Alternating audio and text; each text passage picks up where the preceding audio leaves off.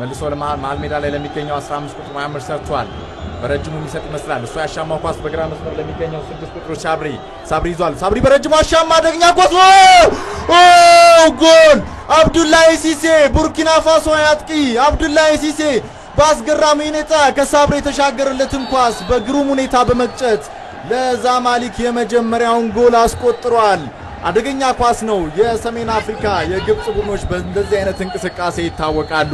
አዎ ደጉና ይዛክ ተዘናግተው ነበር ከግራ መስመር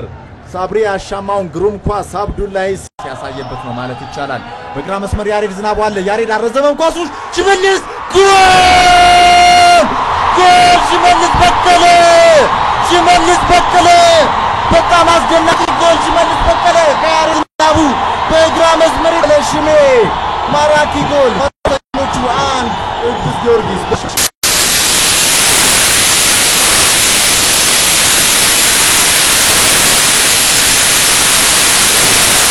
ስሜት አልተሰማቸውም የመጋጨት ከደጋፊው ጋር እየተጋጩ ይገኛሉ ነገር ግን ተረጋጉ ያሉ ነው አንዳንድ ደጋፊዎችን በዛው መልክ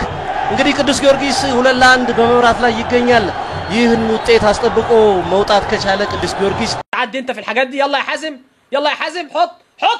جول الجول الثاني عبد الله سيسي الله الهدف الثاني لنادي الزمالك عبد الله سيسي حازم امام بيعمل كوره جميله جدا 1-1 ما شاء الله عبد الله سيسي بيقدر يحط الهدف الثاني وهدف الصعود ان شاء الله لنادي الزمالك 2-2 حازم امام في وقت صعب جدا اتعملت جميله جدا من ناحيه اليمين لعبد الله سيسي اللي طلع بدماغه واحنا قلنا 1-1